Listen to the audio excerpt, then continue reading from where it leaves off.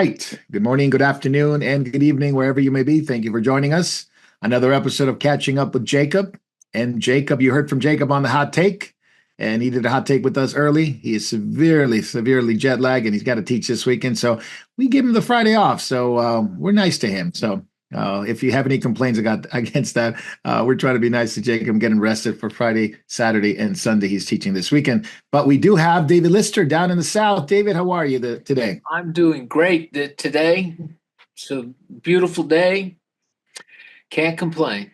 Amen. Praise the Lord. God bless you, David. Thank you for being with us. And down the street from my house, not too far, Jay, it's a beautiful day in California. It's getting warmer. Yeah, it's really getting warmer. We went from like cold to extremely hot very quickly. So, yes. But thank you for being with us. And of course, down, it's already Saturday, the next day. David, how are you, Davey? Good morning. In Australia. Yeah, doing okay. Good to be with you guys again. Amen. Well, thank you for being with us, brother. Thank you so much. And we want to welcome those who are watching us live and those who will watch us later. Welcome in the name of the Lord. Catching Up with Jacob. We deal with current events through the lens of biblical prophecy and what the scripture has to say. And we try to leave you with some encouragement. Sometimes the news is so horrible that people go, what are you talking about? What's so good about it?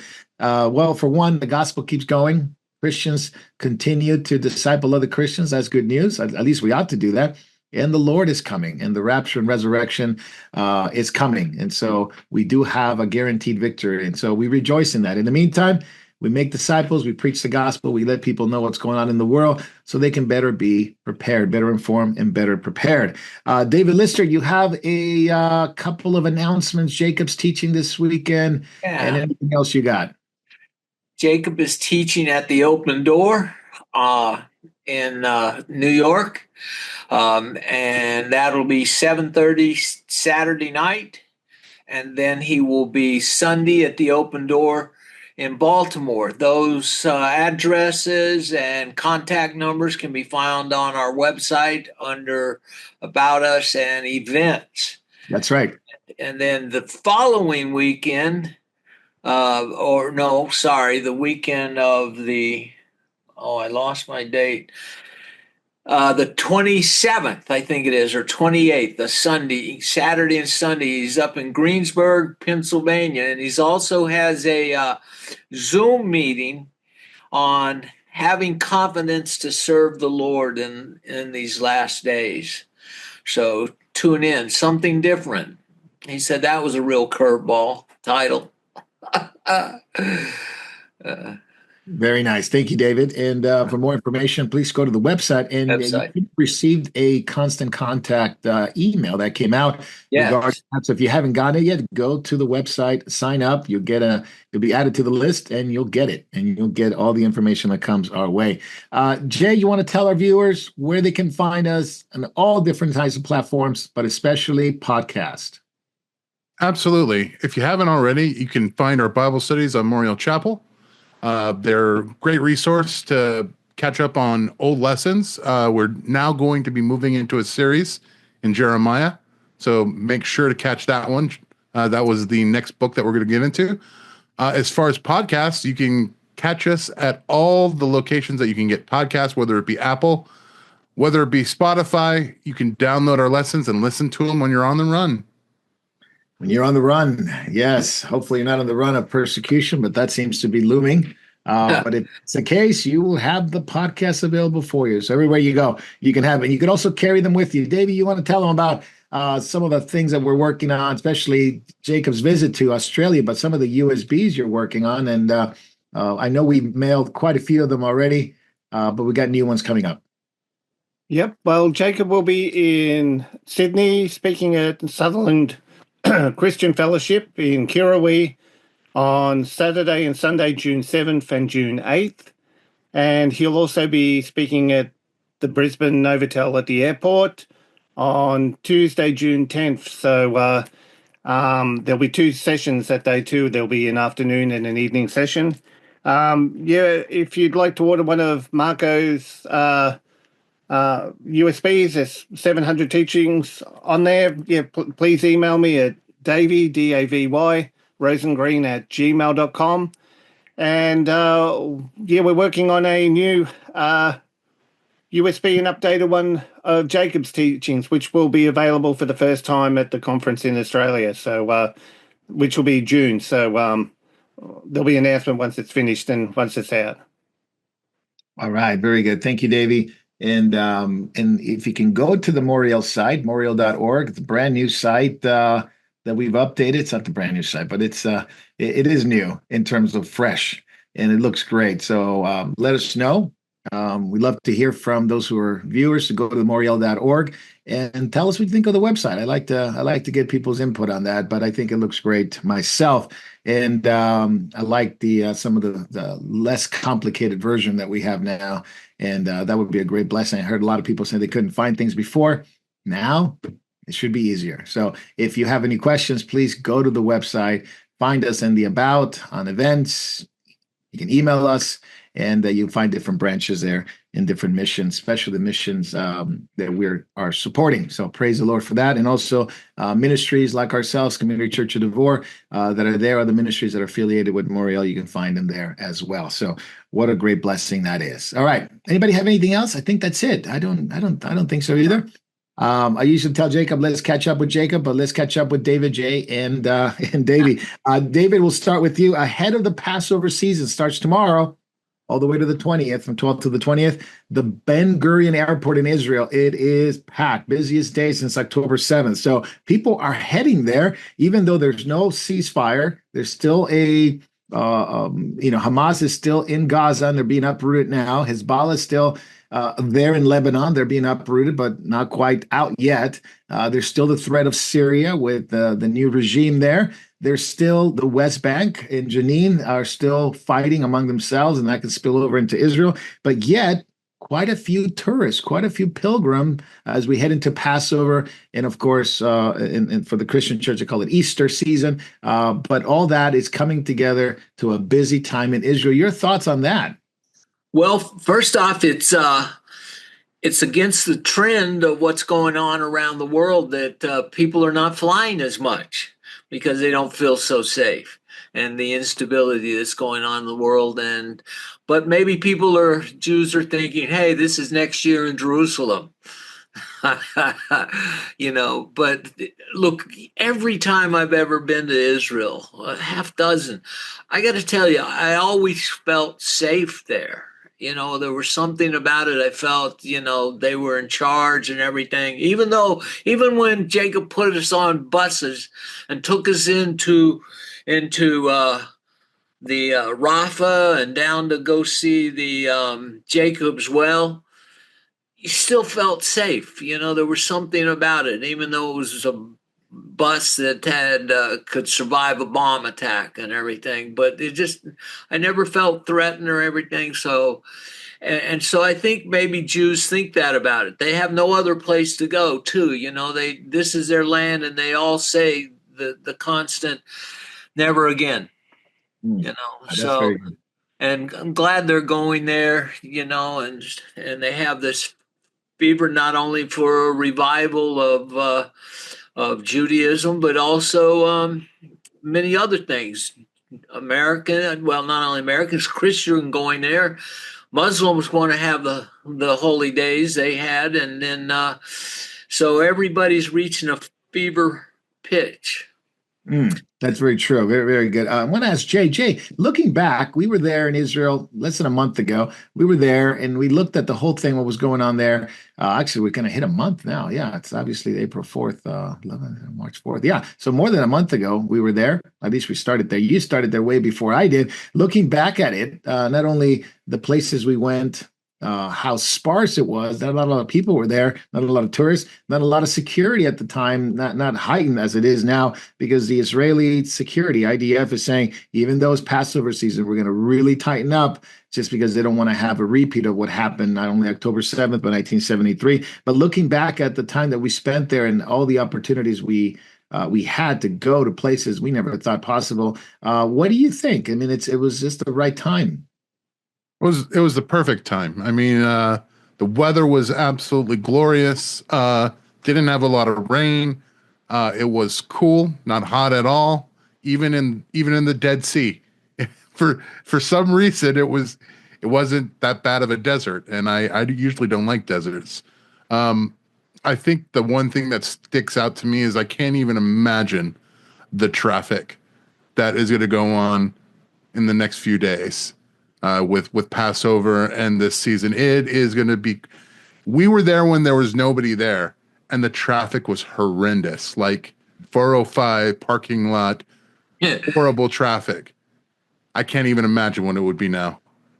Yeah, I mean, the war keeps going, and I'm going to go to Davey real quick. Davey, if that's okay, the UN is actively coming against Israel. Just lately, it's been rising up their ugly head again, now saying that, well, since Israel's back in Gaza, trying to uproot Hamas, they're just killing all kinds of people, women, children, even though there was a report this week that Hamas had enlarged and ballooned the numbers of people that have died. I mean, it's usually in a war, it's like 3 to 1, in terms of civilians versus soldiers. But Israel's like 9 to 1. I mean, it's like the idea that there's no real threat to a lot of people. A lot of civilians are not being killed, but the numbers of balloon, according to the UN, even though Hamas is finally recognizing that they inflated those numbers, yet the UN seems to be very keen on Israel again. Well, I was going to say, what else is new?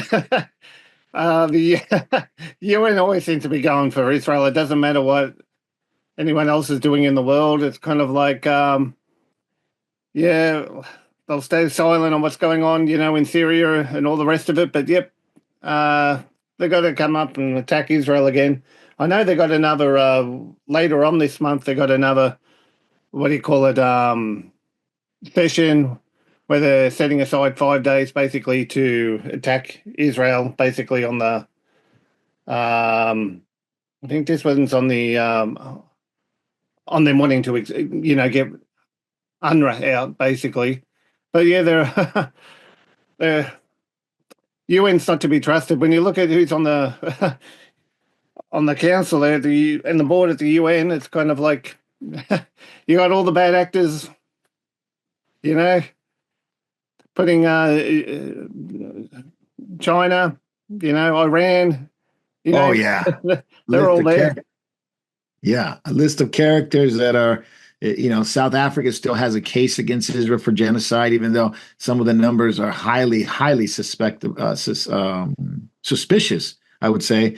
And yet they just keep going. Even when UNRWA was found to be working with Hamas and other terrorist groups, the UN gets mad and is like, well, Israel shouldn't be kicking them out of their country. I'm going to go back to David Lister. David, the issue with UNRWA, obviously, as a UN, education and promoting schools in the Middle East and all that.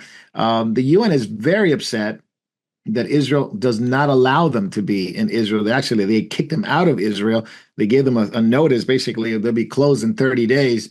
And so they literally have pushed UNRWA out and exposed their terrorist connection. Why does the UN continue to push UNRWA on other countries, especially Israel?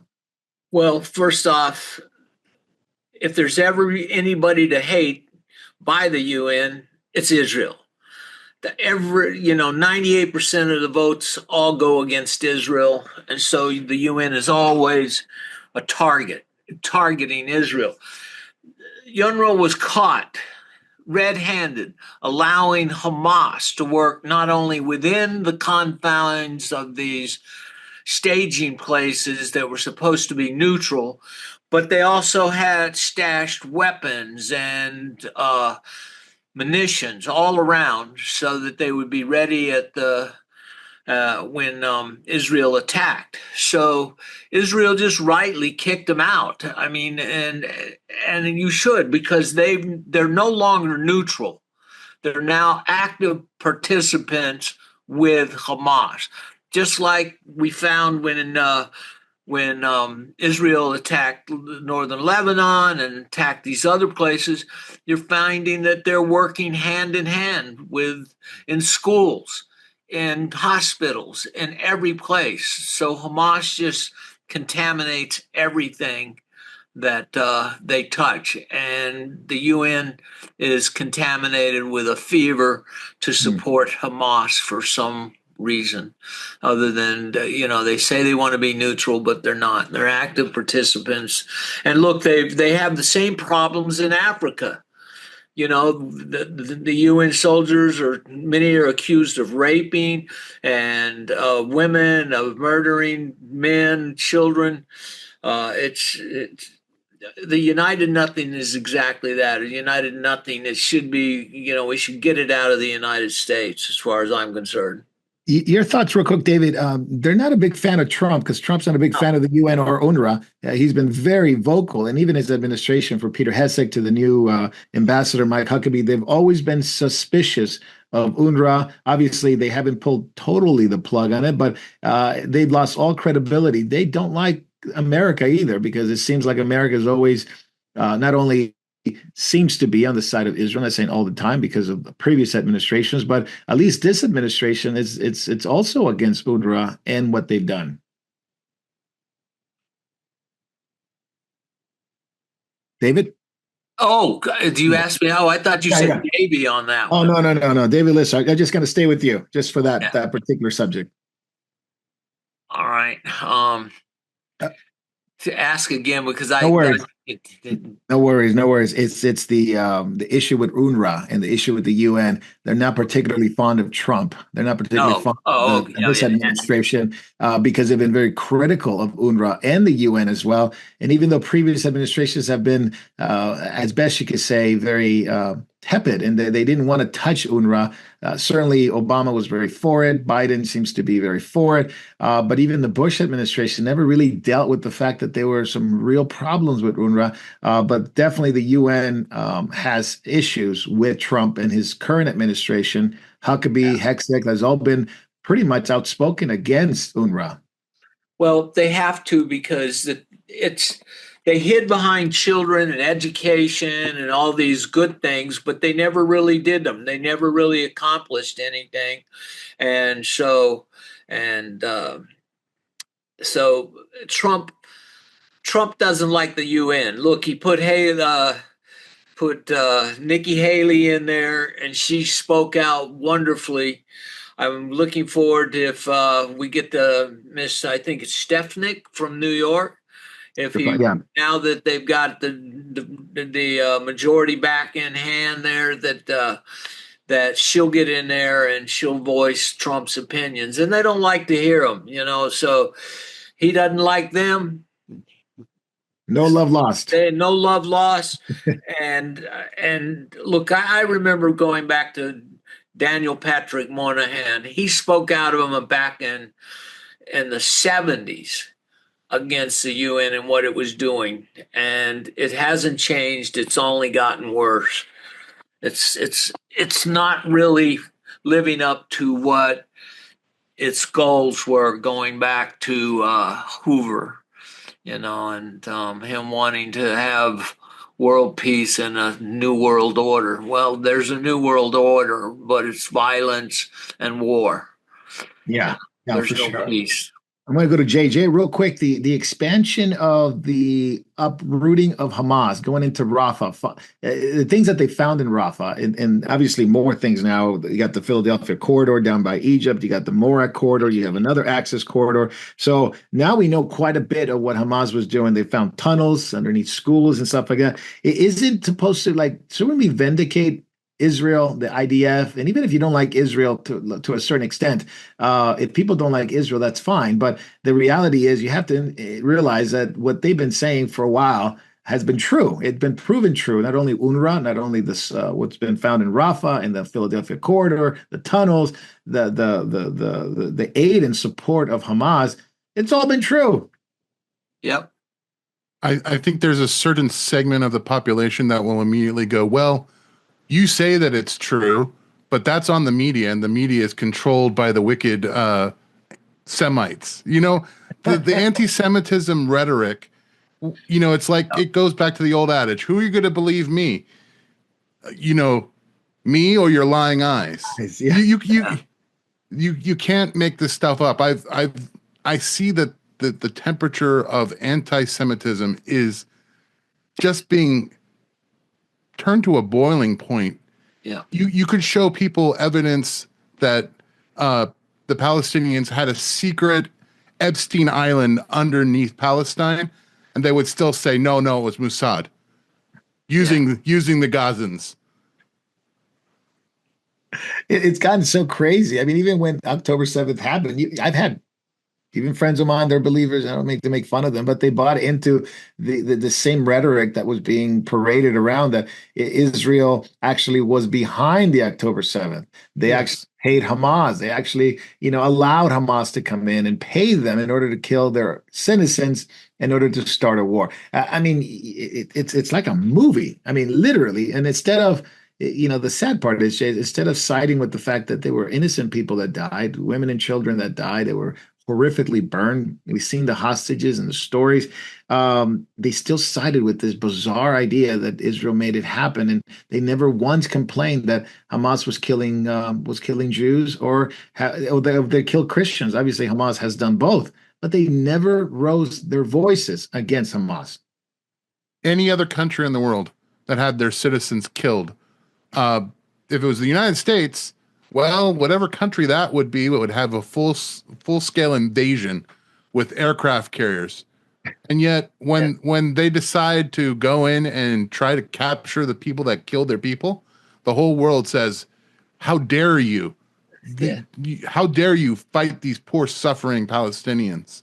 Well, these poor suffering Palestinians killed their citizens.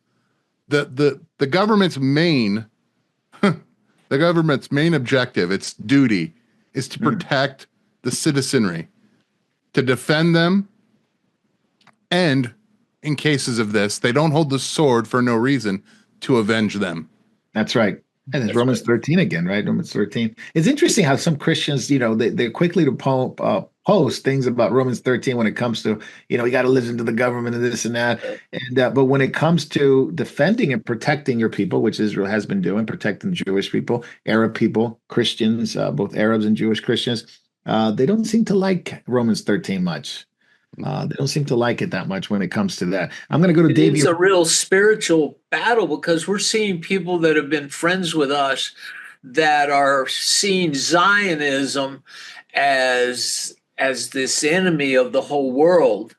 And then they actually leave where, we're supposed to pray for Jews and we owe them to provoke them to jealousy for that. And so we're seeing people go into anti-Semitism that and they don't think it's replacementism.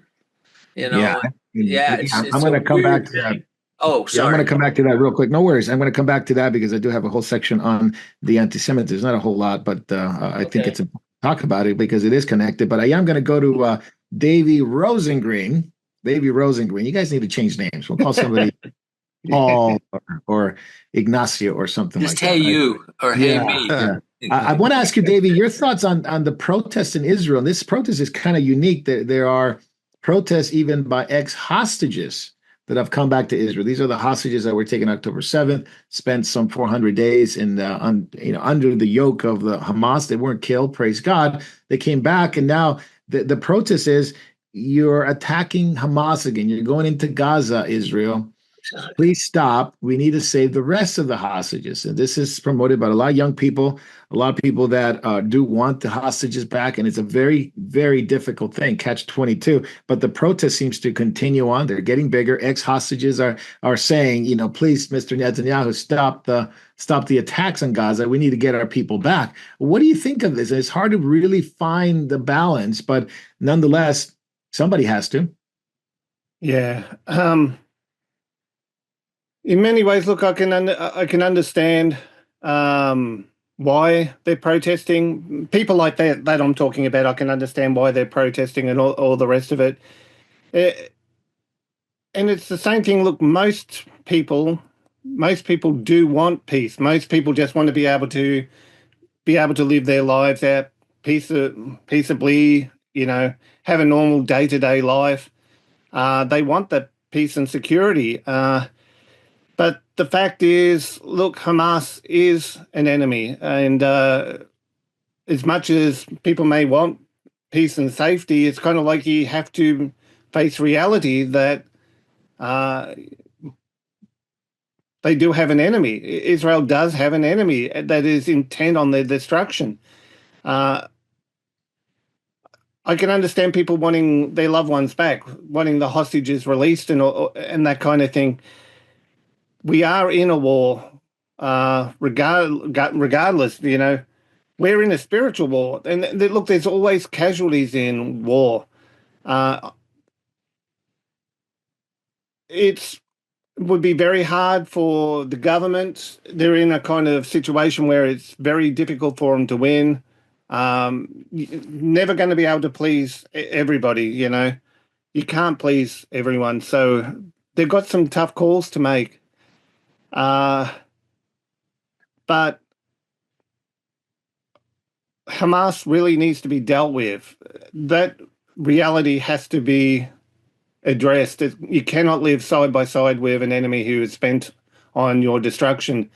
Going back to the other protests, though, too, I'm just thinking what you were saying, David, about it being a spiritual issue, with the protests that we see in the West and all the rest of it, especially those by people who call themselves Christians, who have bought into the whole replacement theology kind of thing. The rhetoric and the hatred is really increasing to the point where it has to be a spiritual issue. Where you have Christians justifying the rape and murder of, women and children, just because they're Israeli, there is something seriously wrong with that. There is something seriously wrong with that. So, the rhetoric we're seeing from that side of Christianity is becoming worse and worse. It's kind of like I've absolutely been horrified and gobsmacked by some of the comments I've seen just in the last 2 weeks by people who, portray themselves as Christians.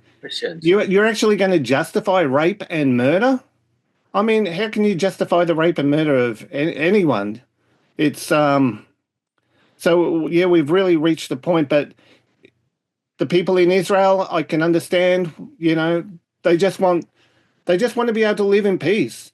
And unfortunately,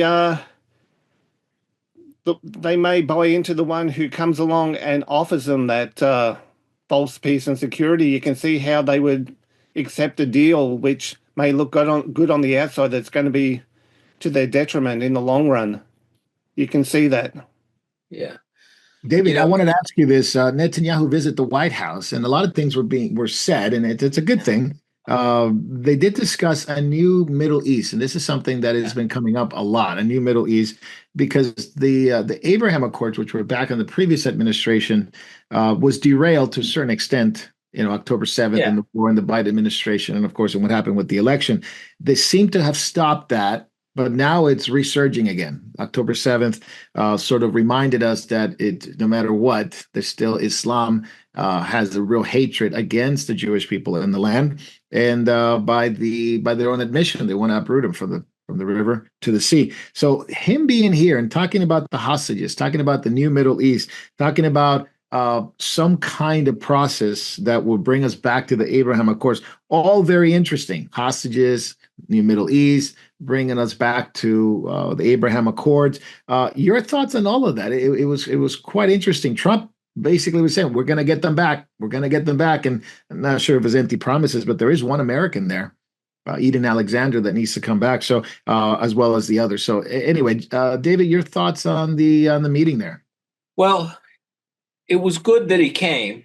Okay. And we do want to show Israel support, especially when the rest of the world hates them. But we do see that there is some help from Saudi Arabia for Israel and some other things to try to bring forth the peace.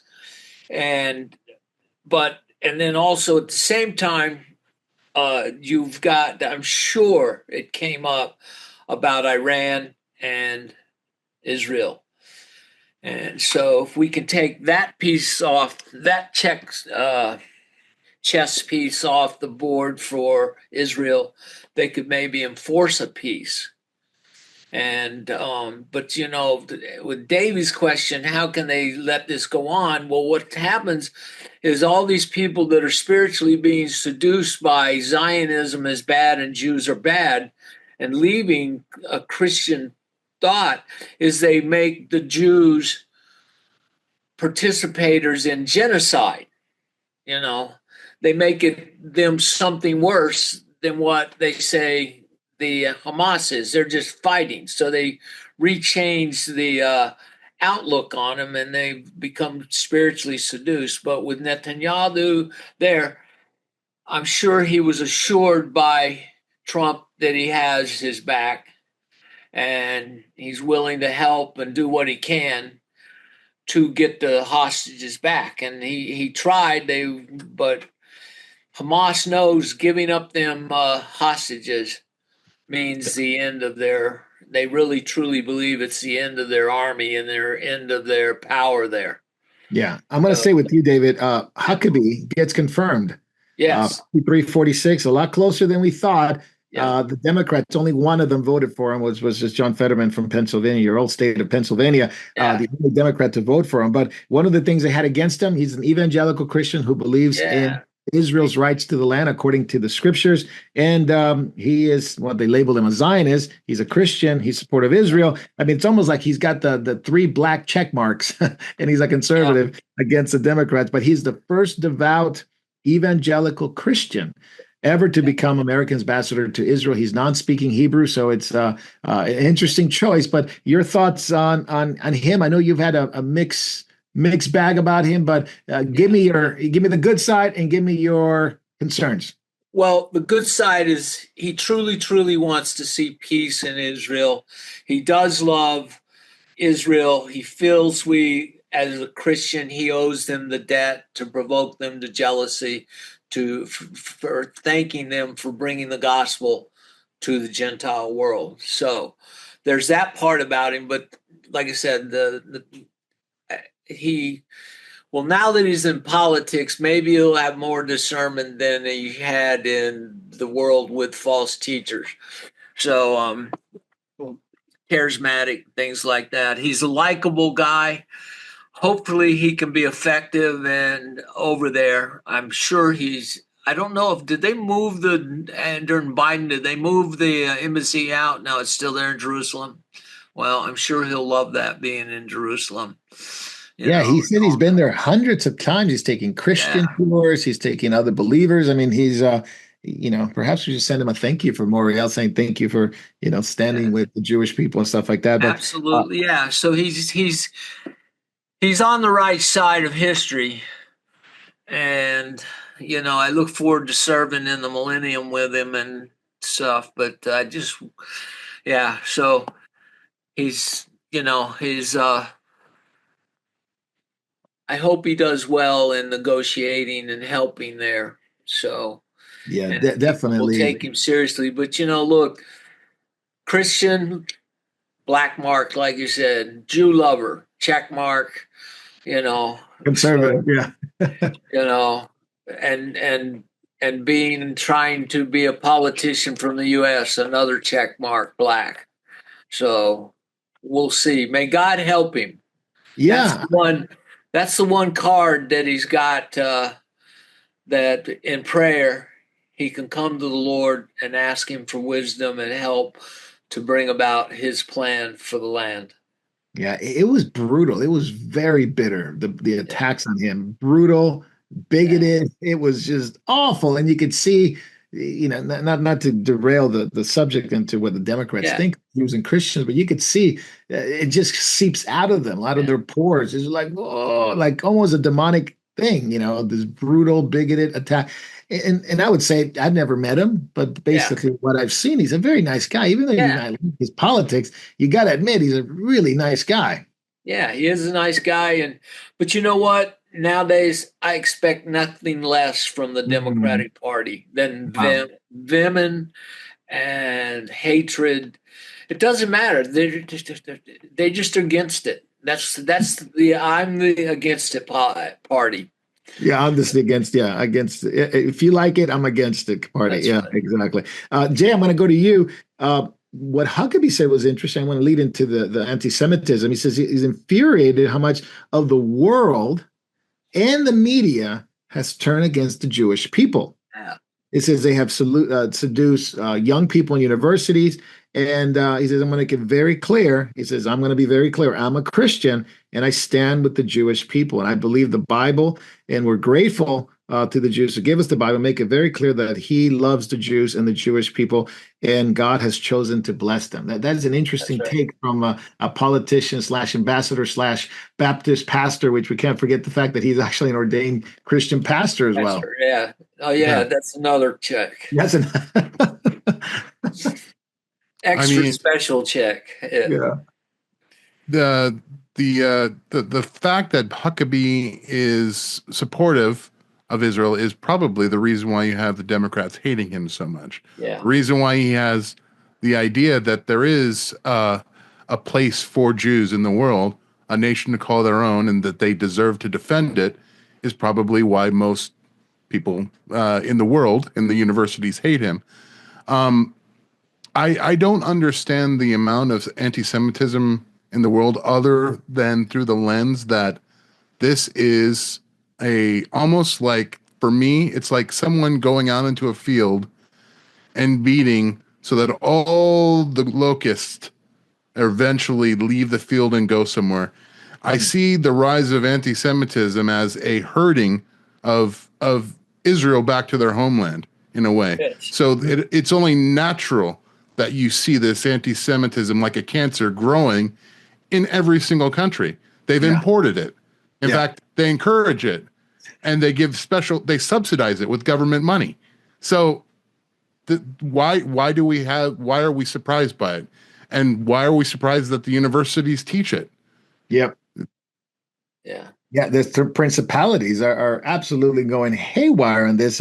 Staying with you, Jay, obviously we saw what Kanye West put up about Hitler being the GOAT, but that's another story for another time. If you want to comment on that, that's fine. But I want to ask you about the Stanford, Columbia, and Harvard, right? All those are being investigated. There's 12 anti-Israel protesters being charged in Stanford. They all hid in I think it was the president of Stanford's office. Then you got the guy in Harvard who owned all these buildings, right? And in Gaza, and he was abetting the Hamas, at least allegedly. And then the case of Mahmoud Khalil with the free speech. That was an interesting one because there are a lot of people who don't know what they're talking about. They're saying he has the right to say the most heinous things against Americans, against Jews, against Christians, against anybody, and he should be allowed to stay in the government and in the country. And they basically pinned the United States government as saying that they're taking away his rights to free speech. So plethora of things. You can choose all of them or none of them or one. Well, you got to choose one of them that you want to emphasize the most.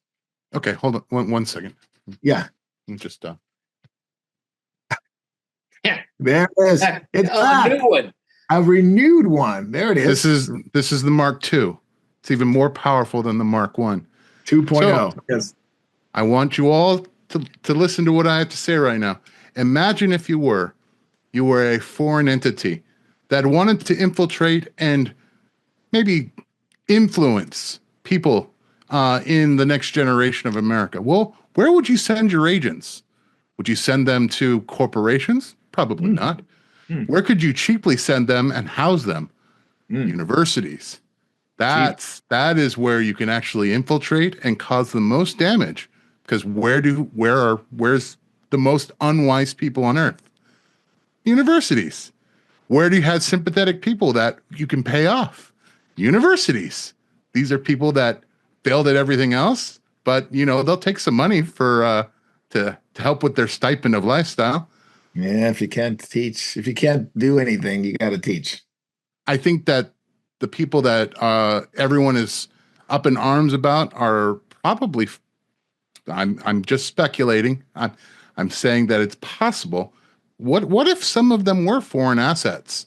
Yeah, what if Mahmoud Khalil was more than a sympathizer? Yeah, I mean, what if he has corporate NGO funding from international shadowy groups? Oh, that couldn't happen in America. No, definitely not. Yeah. Only Now, all of them are.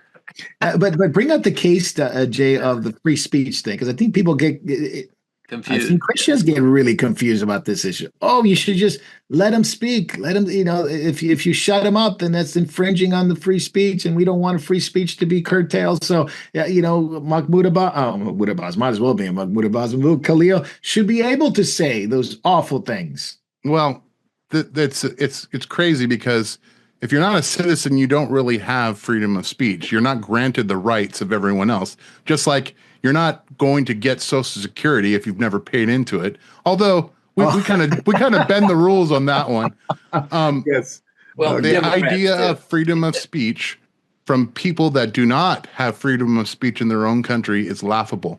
You look at most Islamic countries, they don't let you have freedom of speech to talk about Christ, but yet we're supposed to afford freedom of speech for the most vile anti-Semitism in the world.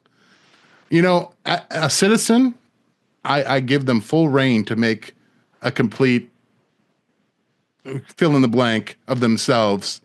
But, foreign students, there's a certain standard by which they need to live, which is, maybe keep your head down. Don't get into political activism when really you shouldn't be able to vote. Yeah, unless you live in California, but that's You're a guest. for a different time. You're a Yeah, guest but in this country. I'm going to go to David Lister. David Lister, I mean, now that we know from these, major CEOs and major companies do not want people from Stanford. They don't want people from Harvard. They don't want people from Columbia. They don't want people from Ivy Leagues anymore. They'd rather have them from Tennessee, right? Knoxville. They'd rather have them from Georgia Tech. They'd rather have them from Texas Tech. And so we're moving away from the fact that the elite schools are no longer bringing anything good to the job market, to just the economy, or even just good to the nation, except for hatred, vitriol. Obviously, they demand to be heard, to be supported. The woke ideologies, DEI. What do you think of that? It's shifting in America, isn't it? We're going away from elite schools, quote unquote, to more. Like it or not, these are the students the students coming from the University of Tennessee, Georgia Tech, Texas Tech. They are seen as much more prosperous and much thoughtful than people in the Ivy Leagues. Well, the Ivy League used to be, the best education in the world, but now they're having to teach remedial math to those that they've brought in and given a scholarship to, these DEIs and things like that. So businesses are smarter than professors. Professors just, think the world revolves around their propaganda. And business people, they're in business to make money and to create products and to produce wealth in a capitalistic society. But many of my generation that are professors and everything are old hippies that never lost their liberalism. And then when even worse, you see them out there you see some of these protest movements, you're seeing these old people out there and they're saying, oh, this is like the 60s. We're at it again, only we're getting paid by Soros. So it's insane for business people to want these people that are troubled and aren't getting a good education. And look, it looks good on paper, but no longer they've destroyed their brand. And so you can go to a University of Tennessee, you can go to Kentucky, you can go to Florida, and not only that, you'll get good football teams. On top of that, why not? on top of that, I guess I heard that that there is a move toward finding conservative women to marry, and that's where they go. You go to Georgia, you go to Tennessee, you go to Texas, and so you go to these schools and you find conservative women that people want to marry. They don't want to marry the Ivy Leagues anymore. It's another story. That's for another time. Who wants to get divorced? Yeah. Well, who wants DEI shoved in your face all the time and woke ideologies all the time and raise your kids that way? Well, the people who push DEI, Marco, are also the same people who can be swindled, the same people who can be controlled easily. You just use their language and they let you into their crowd. They see you as an ally, and suddenly you can get them to do the most ridiculous and stupid things, like burn right? Teslas. Oh, yeah, that's what we're seeing that today. Keying Like stand for Hamas. Yes. You see a lot of young white women there, saying to the river, to the sea. Well, what does it mean, young lady? River to the sea. I don't know. The Mississippi to Florida. Mississippi. It's bizarre, but I want to go to Davey real quick. Davey, in Australia, you had the same kind of thing in universities. They call them unis in Australia. They had a convoy, we would call it this way, or an advocacy group called Israel Is. And what they simply wanted to do, this is not even anything to do with religion or anything like that. They simply wanted to bring IDF soldiers that were Arabic, right? Some of them came from Christian homes. Some of them came from Druzy homes. Some of them fought. Some of them had lost their loved ones in Gaza or loved ones in Israel with the war. And they came to just sort of bridge the gap with young people in Australia and have a conversation. And, that's what the liberals love that. Let's have a conversation about that, right? And instead of fostering the connections with liberals in Sydney, they actually were met with aggression, demonstration, protests, threats. This is in Sydney. A very serious anti-Semitic movement in Australia has been rearing its ugly head. And this advocacy group has nothing to do with religion, although there were Christians that were speaking to the crowd, but it wasn't to convince them of Christ or the resurrection. They were simply bringing the complexity of the issues in Israel, that it's not what you think it is. The media is lying to you. We lost loved ones. We lost friends. We fought in the war, et cetera, from different backgrounds, Druzes, Christian backgrounds, Arabic, Jews. It didn't matter. It did not matter to the crowd when you simply raised up the issue of Israel. It was hate. It was demonstration. It was protest. It was threats. Your thoughts on that? Well, it's basically because I'll probably upset a few people by saying this, but look here, the youth is totally indoctrinated. It's kind of like, if it's not the media line, if it's not the line that the schools are nothing but a brainwashing thing here. It's got nothing to do with education. It's indoctrination here, unfortunately. Thankfully, look, there are a few who are waking up. But when you sort of see these protests and all the rest of it going on, it's the mob mentality again. But the mob mentality is what drives society here in Australia. And I know a lot of people are going to get upset with me saying that, but critical thinking is something that is very rare in this country. Common sense is something that's becoming almost extinct in this country. It's people just parrot the narrative that they're taught. It is very disheartening to see what's happening here. And also, there's been no accountability ever since October the 7th. On October the 8th, you had people basically shouting the most obscenities, anti-Semitic remarks from the Sydney Opera House. Nothing was done. There's never been any accountability. Our government has made a lot of talk about doing things to combat anti-Semitism, but really they've been just a smokescreen to bring other things in place to target anything and everything but dealing with anti-Semitism. It's just been a way to censor the Australian public even more than what we already have been. But because we've had there's been no alternate media here. Look, even Sky News, okay, it's been a better alternative, but they can be just as woke during the daytime too.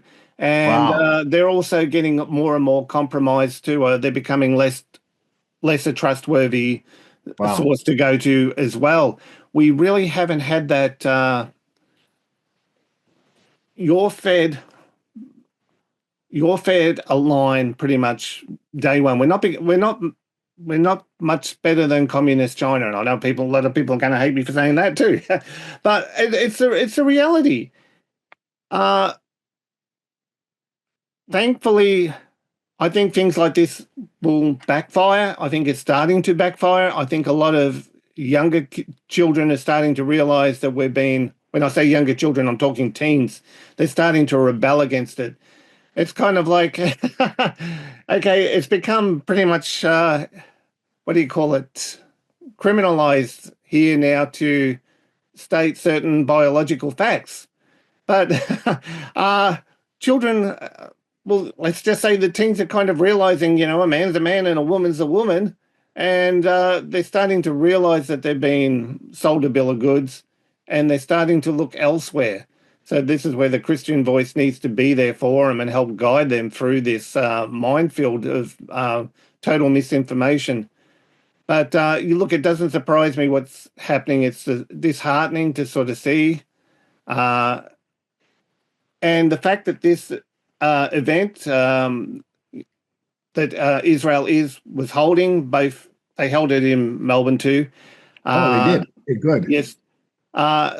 The fact that this was an interfaith thing, that it had, you said, it just shows you it's the narrative these kids are being brainwashed with. Yeah, it is unbelievable.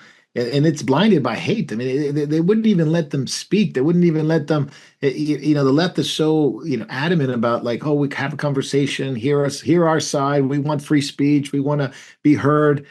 But as soon as there is a contradictory or a balance of that ideology, have you considered this type thing? No, they've become shut down completely. Yep, they've become like unreasoning animals. You cannot reason with them, and this is a sad thing. These people were here to, they were doing like a "come, let us reason together" kind of thing. Yes. Hear our side of the story, and but no, they're not willing. They're not willing. It's their narrative, whether it makes sense or not. A lot of things they're out protesting about, they've got no idea. It's just because it's just the mob mentality. They go along with the herd. Yeah, there's the Druzy fighter who lost his brother, by the way, in Gaza. He came out, and this is his quote: "I'm a Druzy. I'm an Israeli. I lost my brother to this war.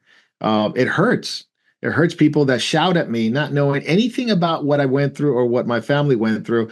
I came to talk, not to fight." And they booed him off the stage and they got him out of there. I mean, it's incredible. It's incredible how, the bastion of freedom and liberty and free speech that used to be the West, Australia, New Zealand, England, South Africa, the United States, Canada, all have an issue with you speaking out in regards to Israel, in regard to our faith, Christianity, in regards to protecting children.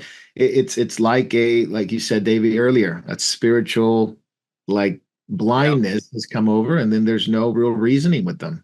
Yep. And look, Australia's only getting worse. It's kind of like last weekend I saw an incident where I think it was an 83-year-old woman in Melbourne. She was a Jewish woman, and I should send you the video of how she was treated by the Victorian police. Wow. So the Victorian police would not treat a pro-Palestinian protester that way. But what they did was, straight out of COVID, what we saw them doing to the protesters during COVID lockdowns and all the rest of it, they were doing to this, I think she was 83-year-old Jewish woman in Melbourne. Wow. I'm going to go to David Lister real quick. David, before we leave the Middle East and the problem that is going on with anti-Semitism, I wanted to ask you a question about Israel and Turkey having talks regarding Syria and bringing some kind of peace.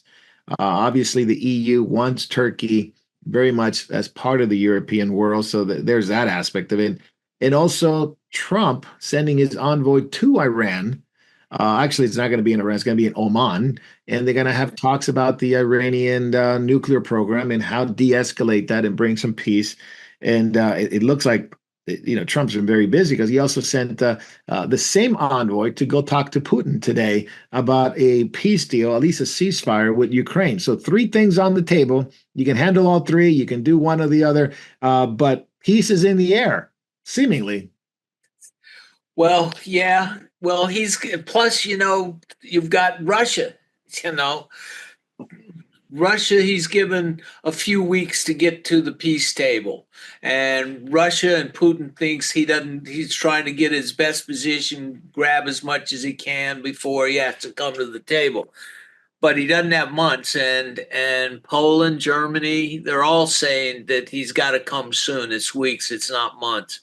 And so you got problems there. And then with Syria, they, of course, you know, uh, prime minister's in big trouble, forgotten his Erdogan, yeah. is in big trouble. So that leads to more instability there. And with Iran, he's almost put them on, look, you either do this or we're going to bomb you. You come, he likes Persia, he says they're smart people, all these things, and he wants them to come to the table and have peace. You can't have the bomb. Go be as prosperous as you want. But for me, I don't agree with Mr. Trump on they can not have the bomb, because if you make them rich, they're going to do what they already are doing. They're going to create chaos wherever their money can take them to, and they'll hire whoever. They have a great desire to kill for Allah, and they don't mind, and they'll fight to the last Houthi death, to the last Hamas's death. They like others to die for them. And so, but let's hopefully, Mr. Trump can pull it off to stop their nuclear project, to get in there and actually do inspections. They all say, you can come in, but you can't come here, you can't come there.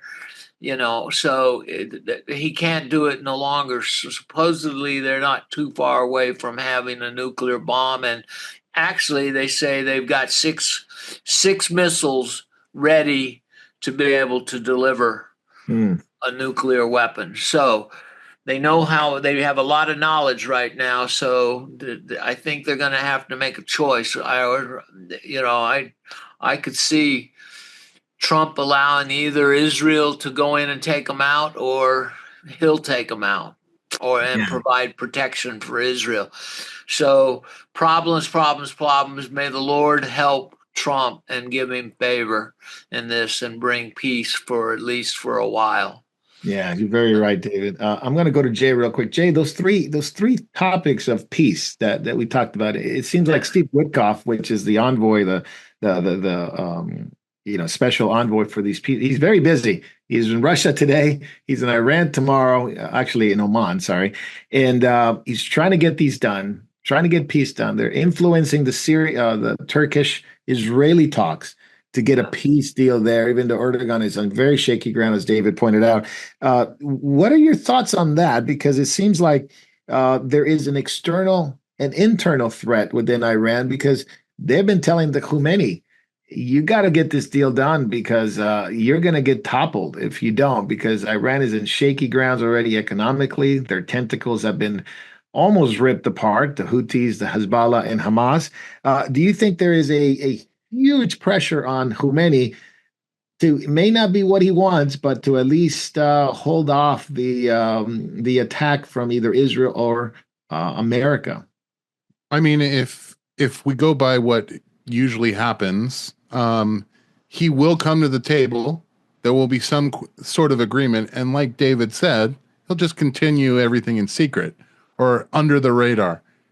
I mean, that's what I personally think. I think there is some pressure, but I think the pressure probably is more grassroots than coming from above. I don't think the other clerics are dissenting, and I certainly don't think the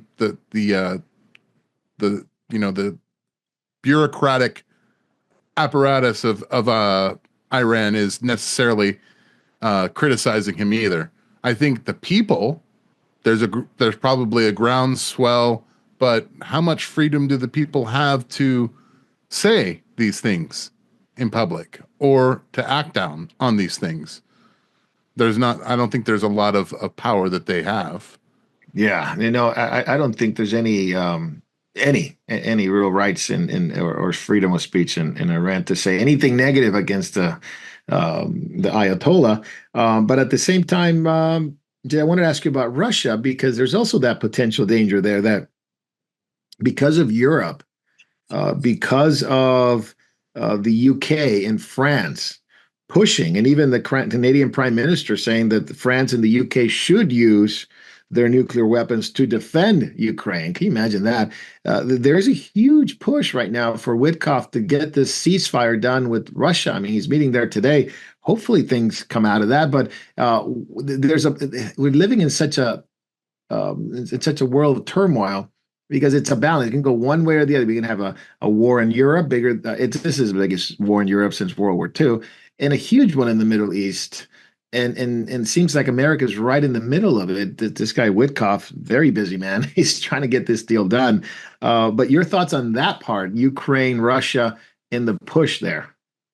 I think with Russia, the solution really to maybe having Europe stop the saber rattling is maybe a condition within the peace treaty that Europe won't get any type of weapons or assets from the United States, whether they be sold or given. Like a reverse lend-lease. We're not going to actually actively give weapons to fight you, especially when they're ramping up the rhetoric and refusing to come to the table. I think that is really the only solution there is to use America's might to say, we're not going to give you the ammunitions to fight this war. If you want to use your arsenal, well, your arsenal is pathetic compared to USSR, and we are not going to release our arsenal for you. Basically, you're holding their feet to the fire. See if you're really going to go through this, or because you really don't have, like to put it in the euphemism that Trump likes to use, is you don't have the cards. They don't have the cards. Yes. Yeah. You dismantle some of the bases in Europe. You say, okay, we're going to take our boys out of the war zone that you're about to create. So good luck. That would shake them up. When you see the United States withdrawing from your country, and you no longer have the let's call it the protection of your big brother. Yeah. Suddenly you have to start thinking, who am I? Which bully am I trying to start a fight with? Yeah, a bully that has more weapons than you. Jay, real quick side note: it's the Argentina president or the courts were seeking to arrest Khomeini from Iran because he was a big part of that 1994 bombing of the Jewish Center in Buenos Aires. And so that's an interesting, but that also Malay, it also says he has proof that Hitler didn't die in Berlin. He died in not Buenos Aires, in Patagonia. He actually made it down all the way to Patagonia. He says he has proof. Sounds like the JFK files. We're going to bring it out. I don't know how true that is, but I just thought it was interesting. Argentina's been in the news for quite some time regarding the economy, new president, but obviously this rule against Iran, I don't know if it's going to go anywhere, but immediately we also have proof that Hitler died here. Talk about anti-Semitism that has risen up in the world, and yet it's been located in Argentina to a certain extent. The attacks on the Jewish people there, and of course the harboring of Nazis that goes back to the 40s. That's interesting, isn't it? Yes. Well, let me go ahead and it's time. Let me put this back on real quick. So I'm going to take you down a little rabbit hole here. All right, let's. I like this. First of all, let's do the etymology of the word Patagonia. It's the land of the giants. Yes. So what if, as many have speculated in the past, there was a connection between, they call them aliens. I'll call them demonic forces, but demonic forces, the Nephilim, and Adolf Hitler. Then the fact that he made it down to Patagonia suddenly takes on a whole new meaning. Because he's in the land where, during the time of Magellan, there were 7-foot people supposedly. I'm not saying that that's true, but stories from the Portuguese and the Spanish say that there were land of giants down there. Other than that, my comment is: do I think it's surprising that Hitler made it out of Germany, considering we found a burned body of him at his bunker. That seems a little convenient. And it seems also that, they got rid of the evidence really fast. I don't know if there's DNA tests ever done on the remains. Hitler has living relatives. Yes. You could find out, does this body match the mitochondrial DNA? But yet that's not been done for some reason. No. Not to mention that, yes, we can talk about Operation Paperclip, how the Nazis were brought into the U.S. as far as science. But if it stopped at science and doctors, that'd be one thing. It doesn't stop there. They brought people from the SS into different agencies in the government to train them how to do counterintelligence and how to do, let's call it interrogation techniques. Techniques, yeah. And so when you have that kind of, let's call it cooperation in this hemisphere, I'm not surprised that maybe there was a deal talked about. I mean, we still, to this day, the Nazis had so much gold that we haven't found. Where did that gold go? Who's got that gold? I don't know. Was no doubt, Jay, that the Nazis were very into the occult, and a lot of things you're saying, it's time to bring the hat out. But it's what we're saying is that they were occultists. I mean, there's been books written about that. The whole story of the Temple of Jupiter from Pergamon going down to Berlin, and it goes on and on. The Throne of Satan, Revelation chapter 2 and 3. Surprising. I mean, we've known that there's been Nazis in Germany. That there's whole towns in Argentina. Yeah, that they look like German towns. There's no doubt that German town down in the south by Patagonia, a lot of that area looks like Germany. It actually snows there. It's very cold. So I forget the name of that town. I forget the name of it at the moment, but there's a town that a lot of Nazis. It's common knowledge within Argentina. They live there. They lived across the lake, and they who knows, right? Yep. And that's what you got the hat on. Yep. And that's perfect. That is perfect. Thank you, Jay. David Lister, I'm going to switch gears here. Before we do that, I just want to remind everyone, please send in your questions. David's here, Jay's here, Davey's here, I'm here. We'll do the best we can to answer the questions. Jacob had tremendous jet lag today, so he did the hot take, and he is resting right now, so please keep him in prayer. But we're here. Send your questions in, and we'll get the answers according to scriptures. David, I'm going to go to you because of the war.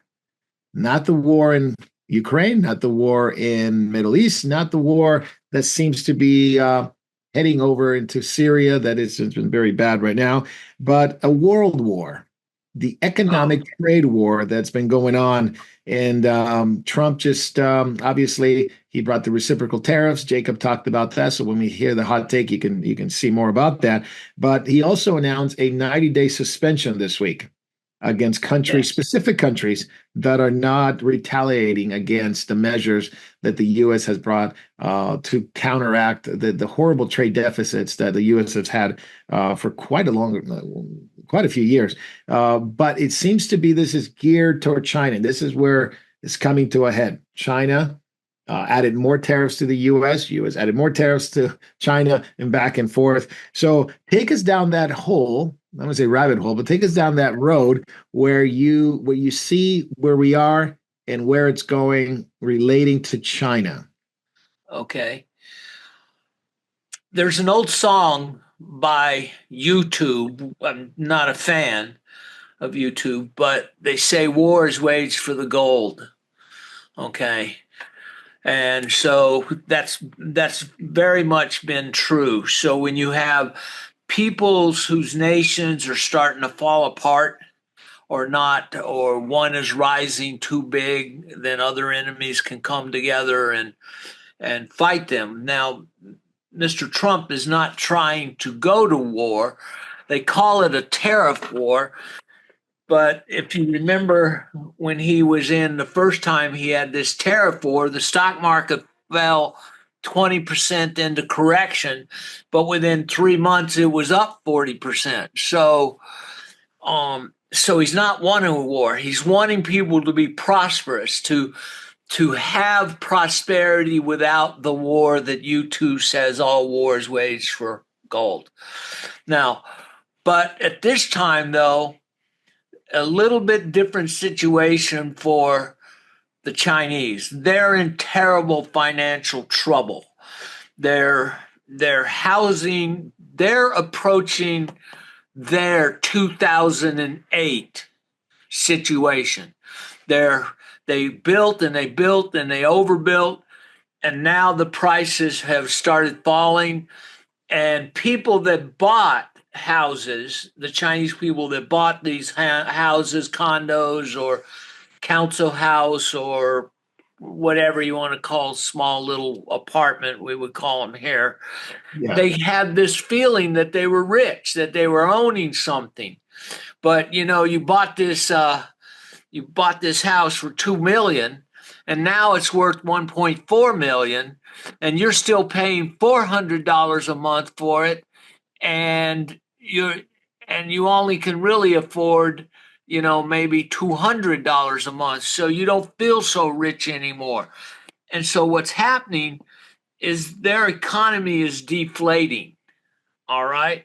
And so now you have their army posting pictures and have Mao and their economics, Mao. So, hey, let's go back to Mao. Mao wants to rule the world, the communists to take over everything. But at the same time, there's even questions where Xi is in charge of the army, and they may be they don't like the particular situation because they probably bought a few houses of their own, so they're not happy. So they don't feel rich no more. And what China has done is during 2020 COVID, when the rest of the world shut down, they ramped up and just wiped out manufacturing every places. Now, they became a member of the WTO, and they have never obeyed the rules. Never. And so what they've done is they are doing a lot of rebranding. They send a whole container over to X company, and then the next day they ship that thing back out on another boat coming to America, rebranded as made in so-and-so. They even do the rebranding in China, knowing what they're doing. In Mexico, they're involved with this rebranding. They bring in these parts that come manufactured in China, go over to another place, and then brought in here to Mexico to assemble, and they want to send it to here. So Trump has put a stop to that. So now this has upset the apple cart for the Chinese, because now they're putting big tariffs on them, and these other little countries that have been colluding with China, now they're in trouble because China is sending 300 ships a day of capacity to America, and now they're not going to be able to afford the tariffs to bring them into the country. Now, we may face, Mattel's facing a problem. You may not be getting your Christmas toys unless you get them this month, so if it keeps up. So you may want to rush out and buy your Christmas now and start boosting our economy. But and so you have that issue is they make a lot of things, but they also control other things, and they're flooding. Even Europe is at war with them because they're flooding crappy $10,000 electric cars on the whole world. And people say, David, go ahead. David, that's something that is not talked about enough. Thank you for bringing that up. They have flooded the markets with EV. Yeah. And Europe even put a high tariff on them because they were destroying their EV market with really cheap Chinese. Anyway, go back to you. Sorry. Yeah. So anyway, these cars are being flooded, and they're pretty interesting because they make them for their own taxis, and it's interesting how they take a battery, it just drops out like this and scoots over to the left, and another one comes in, and out it goes. In 30 seconds, they've got a whole new charge. So they're really thought about these things, but they're and they're wanting to destroy everybody's economy. Even yesterday at a summit in India, one of the main speakers was saying, look, they're destroying everybody's economy by what they're doing. And they agree with Mr. Trump. That's and right. Mr. Trump has exposed China for what they're doing and has put them into a bad spot. And like I said, this it's really ticklish issue for Chinese leaders because they're having to cut interest rates, they're having to launch new programs, they're telling local governments, look, all those extra apartments you got, well, you rent them out and say they're low cost housing. So they're trying all these weird ways to accommodate people and to get them back. And they don't like saying in the East, you don't like saying certain things because it gives person bad face. Right. And if you say deflation, that's not a word you want to use there. And so because what happens in deflation, people they have already started hoarding their money because they thought they were rich. Now they don't think they're rich. And now they're saving their money, trying to have a rainy day fund, as it were, we would call it here. And so they're not boosting the economy. And so they don't have a like America, we're consumers. Americans will have a house, they'll fill it up, and then they'll go rent a storage shed to put the other stuff in because we like consuming. And so we spend a lot of money.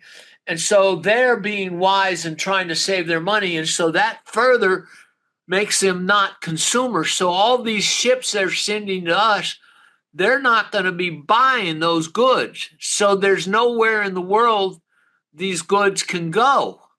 And China's industry is going to grind to a halt if they don't make a deal. The problem is Xi doesn't know how to get to the table and save face. But take a look. Trump's in the White House. He says 75 countries are lining up to come to him. Xi's running across the ocean there to go to Vietnam. But Vietnam was in line first over here with us. Immediately. Yeah, immediately. Vietnam look, the Trang sisters fought China in 600 AD and whipped China and kicked them out of their country. And they've never trusted the Chinese. They had to go with the Chinese against Americans, but when I went to Vietnam, they like America. They look like America. I said, what does Saigon look like? It looks like New York. Kentucky Fried Chicken, Coca-Cola, you name it. It's got it, and they love scooters. So they want to work. They want to work hard. They actually do love scooters. You're right. Yeah, a million scooters. I seen them come 15, goes green both ways, 2,000 scooters going one right behind. But what they want to do is Vietnam's going to have to make a deal with us. Hey, all that crap you really need, all that stuff, America, you really need. Well, we can do it, and we can do it cheap and build our country, and we'll build with you. Right. This is going to be the deal that Trump's going to want to make, and that's going to hurt China. Now you got Japan and South Korea. They're very interested in Alaska and liquid natural gas, petroleum, and so they're willing to put up hundreds of millions of dollars to help build that plant. And we're just burning that gas off right now, 24 hours a day, burning it all up. Now they're going to put it in a pipeline, send it over the Japanese, which they need because they cut down. They've had a deficit with energy because they've turned off a lot of their nuclear reactors, and they're thinking about turning them on. But this could help keep if they buy this. And then also Trump is saying, look, we'll work with you, EU, but you got to buy our oil and our gas, natural gas, which he told them before they built that pipeline. And then somebody blew that one up, and they had a kind of a buy real expensive gas. So the world's in a delicate situation. Mr. Trump needs the wisdom from above to move all these chess pieces and understand his opponent. Now, most people don't understand that Mr. Trump, they say, oh, read his art of the deal, read his art of his deal. But Trump's real Bible is Sun Tzu's The Art of War. That's where his that's where you got a ideas. lot of them. Yeah, exactly. Yeah. And so, but the Chinese know it, but here in America and elsewhere, people don't know it.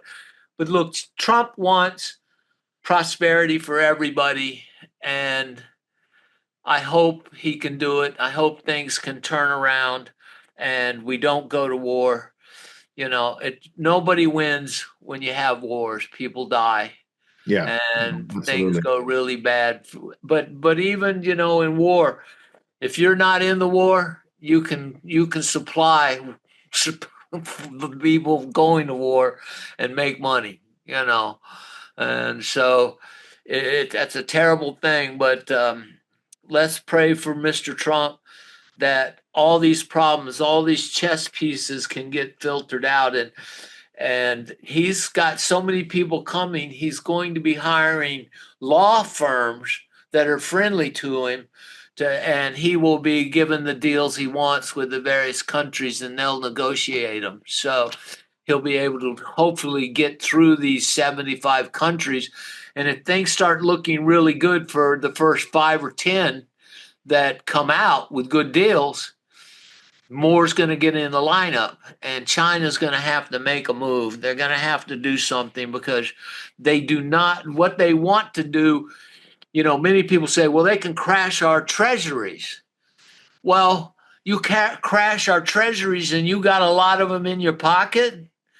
Well, you crash yourself. Yeah. Okay, we'll just print some extra money and send them to you. I like Jacob's idea of the sovereign he said it was 3 trillion, but I thought it was 5 trillion that has to be paid to us in gold. So and that goes all the way back to before Mao. And the thing with sovereign debt, even if you change leadership in a country, you still own that sovereign, but not like they'll keep their word. Yeah. Their word. But, you can say, hey, if you want to be part of the modern nation, but they may experience a 2008, and that they somewhat inflicted on themselves. And Thanks, David. And obviously, what you said and what Jacob explained, obviously, things like this, people don't know. This is where the panic comes in. Obviously, hedge funds and Wall Street and the media are all completely getting people panicked into blaming Trump, blame this, the tariffs. Family members of mine that speak ignorantly. Unfortunately, I would tell people, don't panic. Look, like I said last time, it went down 20%, and all these big tech stocks were oversold. Ignorantly about a lot of the market was oversold. They have to correct it, because don't think, all the news guys that don't know what they're talking about. They say, "Oh, we lost $12 trillion."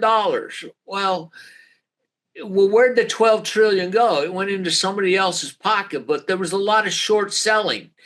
People, you can make money with the stock going down. You can make money with the stock going up. And so the money has to go somewhere. And nowadays with computers and AI, they can do millions of transactions in a minute, make $20 million, and then turn around and do it the opposite way, is that when it buys, then it goes up. So look, I can tell you I got out 3 weeks ago. I'm not an advisor. I don't tell anybody, but I can tell you what I do. I got out 3 weeks ago, and I'm making some moves to get back in. But I have been buying little things. Don't get in a hurry right here. There's time. Patience is a virtue. But, if you think there's some good value stocks or growth stocks, things are hitting the bottom. Look, Amazon Amazon doesn't look so bad. They're investing $100 more million in their business. Walmart is not panicked. 60% of their goods are from China. So what does that tell you? They're not panicked. They're expanding. So they're wanting, so they'll work it out, Yeah, exactly. And of course, I'm going to go to Davey real quick. Of course, none of this is explained, and people are panicking. And like I said, people, even family members of mine, no idea. They never mention any of this. They just say, Trump's bad and he's causing all this. And then when you ask them a question like, hey, don't other countries have tariffs too? If tariffs are bad, why aren't they doing it? Well, they're doing it too. And it's silence. It's almost like you could see through their eyes. Like I have no idea how to respond to that. But nonetheless, China has been at this war for a while. They have destroyed other people's economy, especially with when the lockdowns came. They ramped it up because they're trying to save the real estate market. And like you mentioned, David, it's going down very quickly. So we could see a tremendous fall of this Chinese world order that has happened over the last 20 years by them flooding the market, by them subsidizing their companies with the CCP, with tax money, tax incentives, buying land, cheap land. Now that their exports are going to be dwindled, and that was their main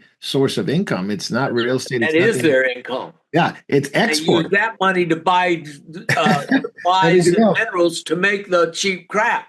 That's right. So now that that's been exposed, and hopefully people pay attention to that, it is really China who's destroyed the world economy, and they claim to be the defenders of the world economy now against Trump. It's bizarre. I'm going to go to Davey because China went to these countries, as David mentioned, to Thailand, to Vietnam, to Malaysia, to Laos, and say, "Hey, join with us. We're trying to fight back. We're trying to." We're trying to save the world economy. Literally, we're trying to save our Chinese economy. Yeah, and they went to Australia, Davey, and in Australia, I believe wisely, this time. I think it was foolish for them to hook their wagon to them a long time ago, but foolishly they did that. Now they wisely said, "No, we're not going to play your game." Your thoughts on this? Okay, well, firstly, actions speak louder than words. They've said no, okay, but what are their actions going to be? Because it's kind of like, I'm glad they said no, but look, I don't trust our government as far as I could throw them. All they do is lie. So it's kind of like, let's wait and see what their actions are. Because look, they've been in bed with the CCP for years. They've colluded far too much with the Chinese here. One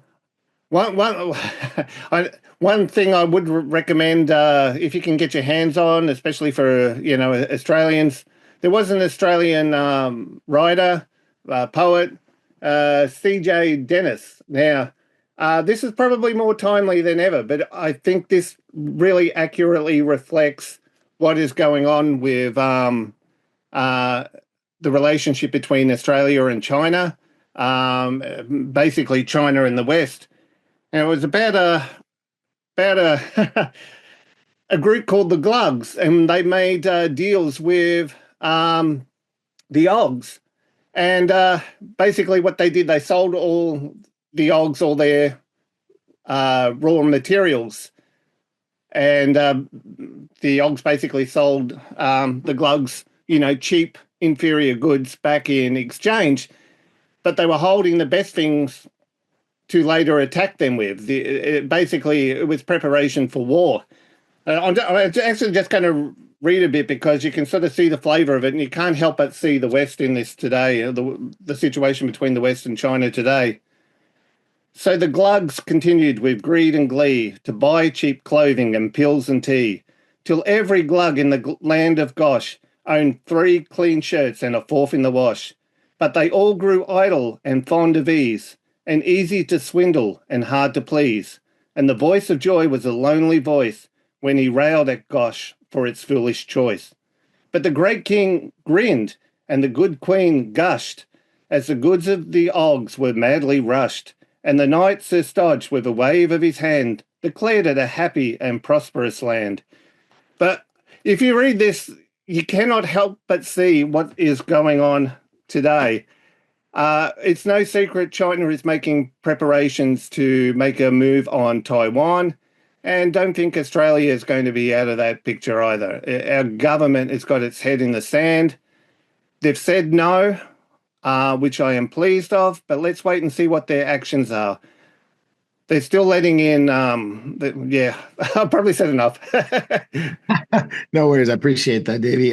Can you show us that book again? It's interesting. I want to see it real quick. I don't know if I can C.J. get it Dennis, here. he was, Okay. he wasn't born in Adelaide, but he grew up in South Australia. Now, you used to be able to read this in schools. This was part of your English lit classes, back in primary school's days. Not anymore. I'm going to go to Jay real quick. Jay, just to finish off this idea of the tariffs and the World Trade Organization allowing China in, of course, that was Clinton and Bush. But the criticism, none of it, and in my opinion, none of it, the criticism of the tariffs are based on facts. They don't mention China. They don't mention other tariffs by other countries and the trade deficits and how it was vastly one-sided with China. All they say is panic, panic, panic. Hit the button, panic, panic, panic. You're going to lose your Social Security. You're going to lose your money. You're going to lose your banks. You're going to lose this. But at the same time, I'll just propose this. Let's just say you don't like it. I have cousins of mine and family members that they don't like the tariffs. It's horrible, it's horrible. But they don't bring any other alternatives to the real problem. There's no alternative to it. They simply hate what Trump does. There's no, Yep. well, the tariffs are bad, but this is what we should do. You don't hear it from the left. You don't hear it from rhinos. You don't hear it from these are so-called conservative guys, right? You don't hear any solution except for Trump is just going to destroy the world. Your thoughts on that? Because it goes along with what we've been talking about with the criticism of Israel, with the criticism of the United States, now with the criticism of the economy. Marco, you are exactly right. They present no alternative to what he's doing. They just hate that he's doing it. I'll give you a perfect example. What we have here, Davey articulated with the author, the glugs of gosh. I'll give you an even finer point. What we have here is China has addicted the world to opium. Mm. And the opium is get things cheap from us. Super cheap. Now, two things can happen. Either the Lord can intervene and someone can be saved from being a drug addict. There's one. The second one is you have to cut off the source of where they're getting their drugs. Mm. And it's going to hurt for a while because there's withdrawal. Yes. And for a time, you're going to wish you were dead. But after a while, once things stabilize, once you're no longer on the opium or whatever drug it is, you start to even out and you get healthier, you get stronger, and suddenly it seems to be more imbalanced. Right now, the world is imbalanced with China ruling basically the world's manufacturing economy. We need people like Vietnam, India. These countries all have incentives to start picking up the slack. We have methods to where these countries that are willing to deal can provide cheap manufactured goods. We have to break our addiction on relying on China. And they need to come into concert with the rest of the world. That means maybe giving good valuation for their yuan. That means maybe some kind of oversight for their pollution. Once that's done, obviously we can take off tariffs. But now there needs to be an economic war at this point, because I'll put it to you this way: down the road, let's say 40 years from now, maybe we got 40 years. If we're still relying on China for most of the goods in the world, what's going to happen if China decides, we're just going to cut you off because we're now in a military conflict with you? Yeah. What happens then?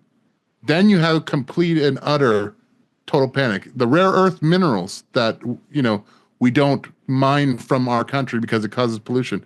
We need to start doing that now for national security. And the whole world needs to start looking to making sure that there's some backup to when there possibly could be a geopolitical conflict with China.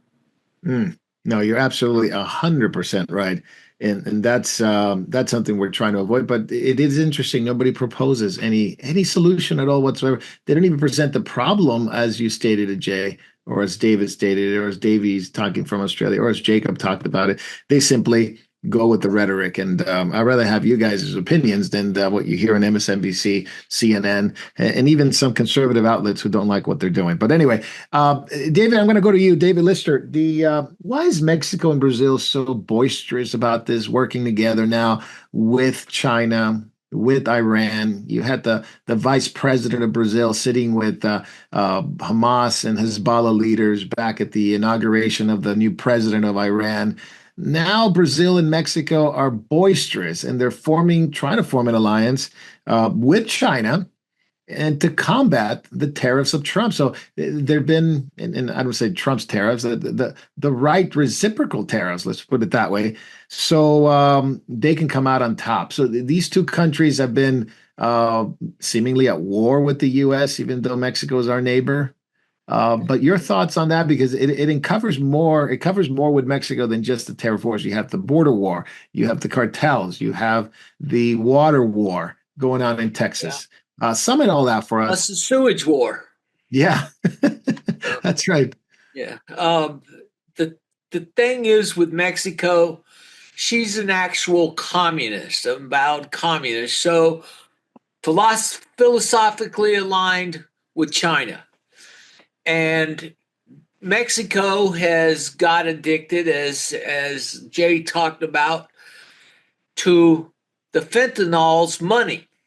Okay, they're the drug suppliers, killing 100,000 Americans, and their supplier is China. So they don't want the money cut off. They like the standards. It's not our people going, but with the tariffs that Canada and Mexico thought they had a ironclad treaty with us. Well, the treaty had exceptions, that if you don't do this, you don't do that.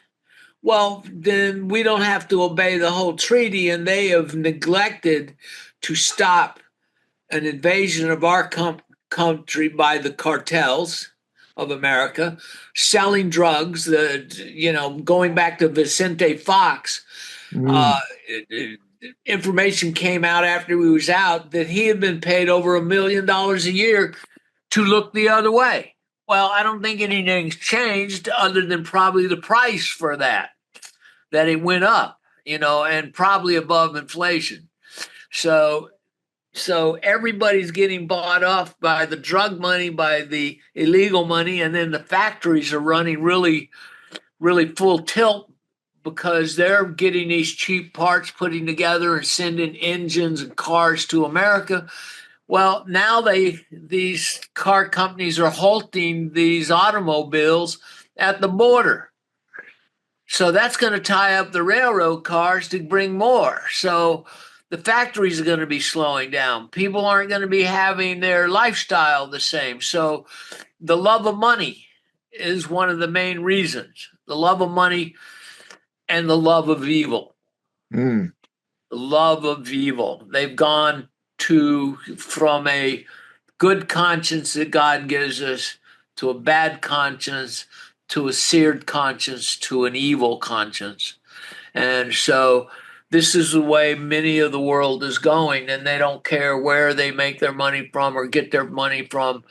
Capitalism is nothing more than a vehicle to be rich with, supplying whatever you can, and you don't care the cost. So these are the same type of thinkers that in early America that polluted our waters and dumped chemicals and everything without even counting the cost.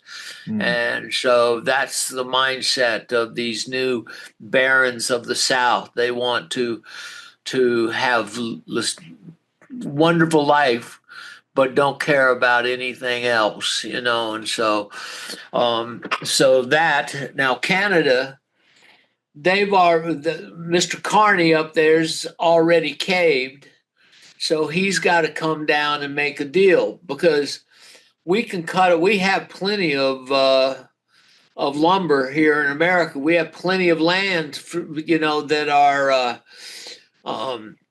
liberal administrations cut off the ability to harvest lumber. But we have Lee Zeldin can now write a zoning permit. We can write zoning permits to do nuclear power plants to build. I know there's a company in Oregon that's already dealing with 14 states to build small nuclear reactors that can power companies in local areas and things like this. And these small nuclear reactors don't have the meltdown that the large ones do. So they're salt, and it's a different way of doing it. And so anyway, I'm not an expert in nuclear physics, but I know that it's they don't melt down like the other ones, and they're much safer. So the God of everybody should have solar and wind, Mr. Gates, he builds nuclear plants for his power. So Canada's in trouble because if they don't bring these parts in and they have to pay these tariffs, well, they lose because their economy is built on American dollars, flooding and supporting their Canadian dollars. And also because of the rift from the Western states against Ontario, there's even internal complaints and rumbling among themselves. Let's just hope that somebody besides the Liberals get in charge of Canada. They need a common sense candidate. So, yeah, for sure. And the other one, and I was actually Brazil. That I wanted to talk about because you have the situation here. That's okay. I know Canada was on your mind. Brazil, they have been very supportive of Iran, very supportive of China. They got a communist president now. But one thing that's really interesting with Brazil, even though their economy is really struggling, is the fact that they have persecuted a lot of Christians. It is still the largest evangelical country besides the U.S. in the continent of North, South, and Central America.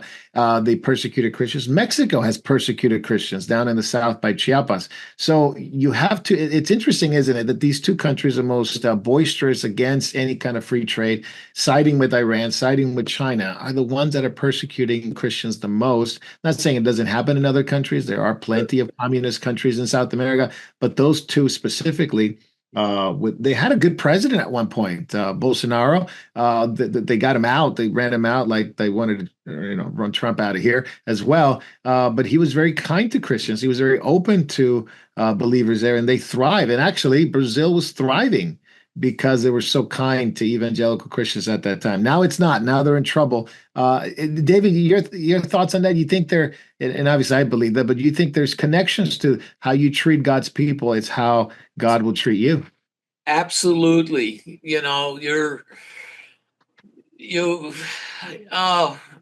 Look, he watches over those, and many people that face persecution can earn the crown of a martyr. You don't get it by just not being. You got to actually earn that crown. And but God watches over and puts them in a special place underneath the throne. And so if he thinks about them that much to put them in a special place of protection and reward, that if you touch Jews, born again Christians, not the fake ones, he knows the difference, But unfortunately, the fake Christians get thrown in with the real ones, and then maybe in jail before they lose their heads, they might get to know the real one because he is merciful. Mm. But, you can't touch the apple of God's eye. Because one thing the New Testament thinks, this just came to my mind, Marco, that because of what Jesus did for us, we are now the adopted sons and daughters of the Most High God. Amen. And I don't know any good father that would let his children be abused without taking measures to bring correction. Mm. Yeah, and that's in the book of Revelation for sure. Yeah. The indignation of the Lord against those who have persecuted from the time of Israel, the prophets. Jesus spoke Yeah. about it, that they've done it, and God is going to bring retribution. How long, O Lord, will you not bring vengeance, right? And That's then right. martyrs under the altar. Speaking of persecution, David, I'm going to stay with you. We'll finish the episode here with Christian persecution because this seems to be ever increasing. We almost have like a section of this every catching up because it's happening in a lot of Western countries. It's happening in the Middle East. This one in particular, Iran, as Iran is ramping up for seemingly war or nuclear talks, however you want to call it. They've been arming Hamas, Hezbollah. They've been arming Houthis. Lebanon, the Houthis, Yemen, everywhere they go. Now they're in trouble economically. They want to get this deal done, probably to save face. But nonetheless, the Christian persecution in Iran has increased. In fact, many of them who watch over how they treat Christians are calling it a crisis, that they haven't had before. Christian community is facing a crisis in Iran. It's obviously this is more legislative as well as violence. In fact, Article 18, this is their persecution. Uh, um, they don't call it a persecution treaty, but basically it is the persecution treaty that they basically formed. That you can be sentenced to 260 years. They've handed this down to like 96 Christians. You can be sentenced for 3 years. You could be sentenced for 43 years. I mean, there's degrees of it, but there are all these laws against Christians witnessing, praying. I mean, it goes on and on of what Iran has been doing, and then they've been actually participating in taking away civil liberties, which is basically the regime's reliance on fear and maintaining control. So not a good thing for Christians going on in Iran, especially as Trump and the U.S. puts pressure on them. It seems like they are more willing to oppress God's people there. Yeah, they feel the pressure and everything, and so the God of death that's controlling them is just ramping them up. Many of them are demon possessed and oppressed, and so these people are, they're just under this principality, and so they'll go after God's people. But God's people often multiply. It says the church grows on the blood of the saints. That's right. And look, Christianity has been in Persia since Daniel's day. Well, of course it was Judaism, but same God. Yeah. Praise the Lord. Yeah, and actually in Persia there they long accepted Jews and still have a few left, there, but up until 1898, I think it was, when that general started attacking Jews and Christians, and then with they had the overthrow of that guy, and then they had some stability. But once the mullahs were given reign, if you cross a mullah, the sentence is death. 242 years, rarely can you make it a year. Yeah. Because you're put in prison and that's it. Look at that young woman who wouldn't put on her veil. Yeah. They arrested her, beat her, They killed her. Yeah. And they're doing this to women. Yes. Just because you don't dress, not according to the Quran, but according to their own made up desires. It's not the dress code is not in the Quran. It's only in the Hadith. The sayings, Yeah. and then that even varies from country to country. Absolutely.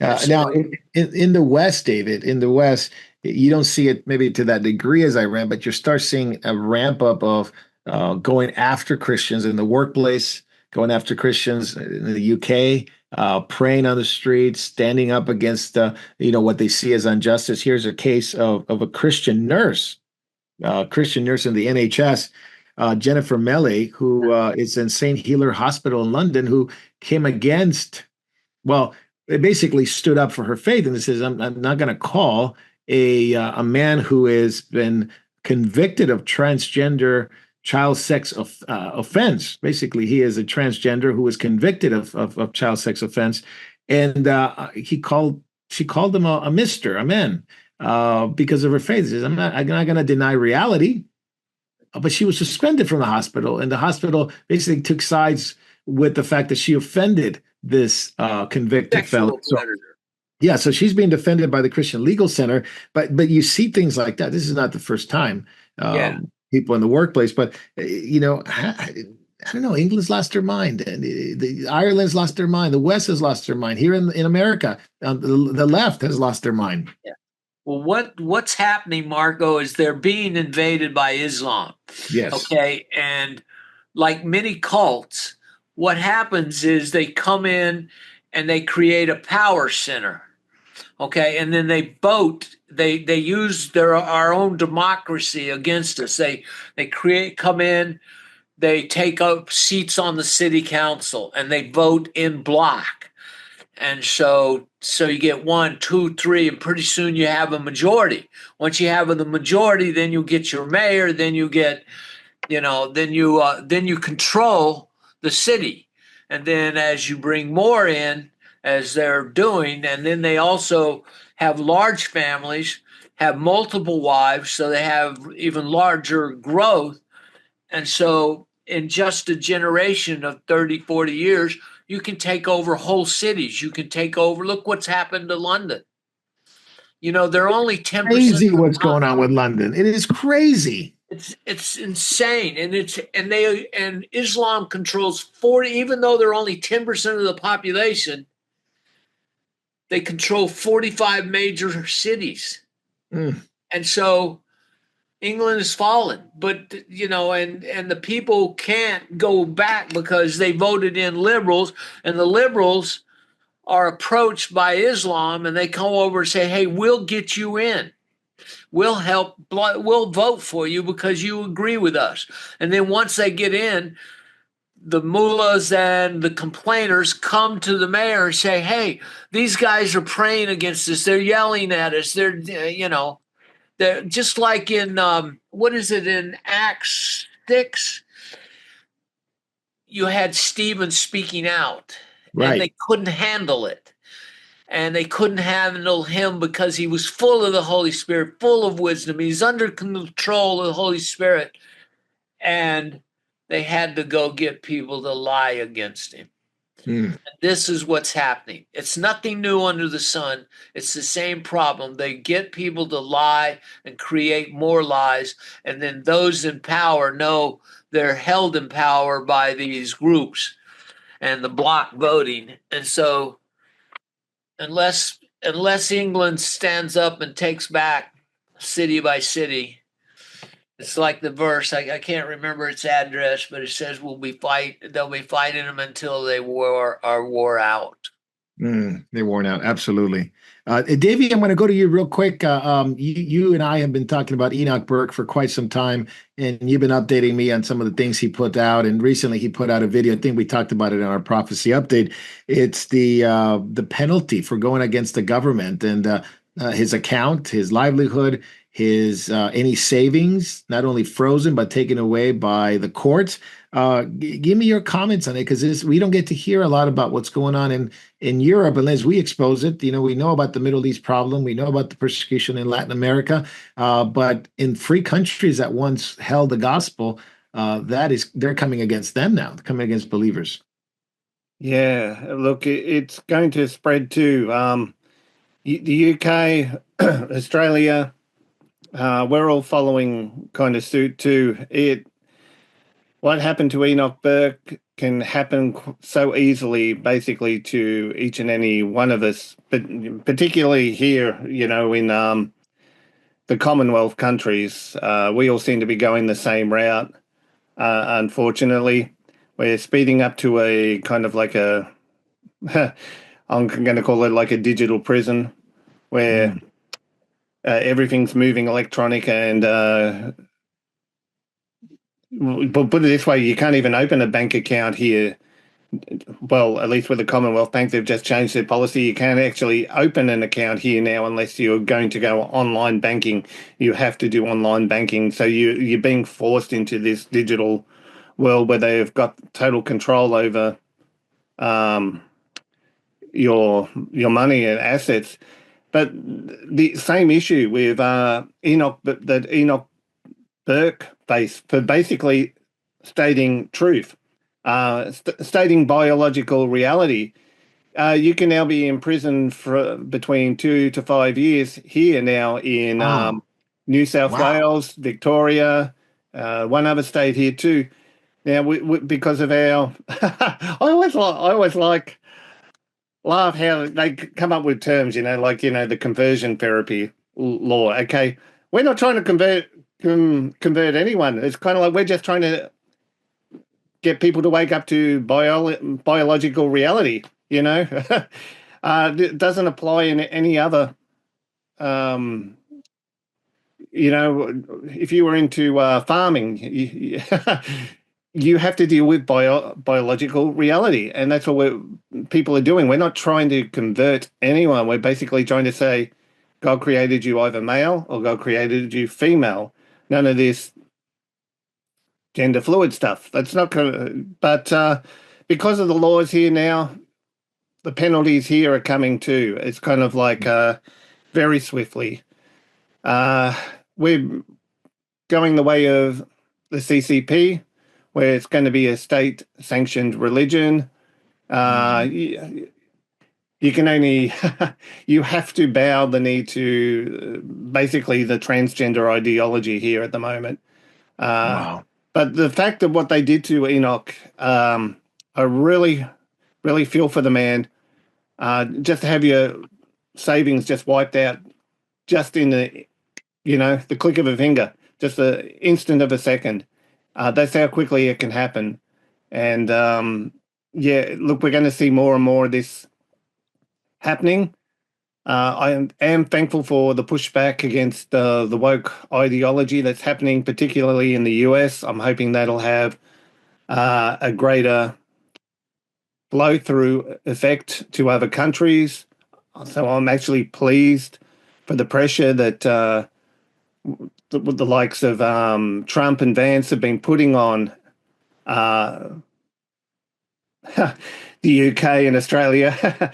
I was really pleased when Vance called out the UK, Starmer, when he said, "Oh, we have free speech here." No, they don't have free speech here, and nor do we here in Australia anymore, unfortunately. But we are going to see this happen more and more. So this is where we really need to keep one another in prayer and actually physically support and meet the needs of one another. When the time happens, when these sort of things happen. But yeah, the persecution is going to ramp up there.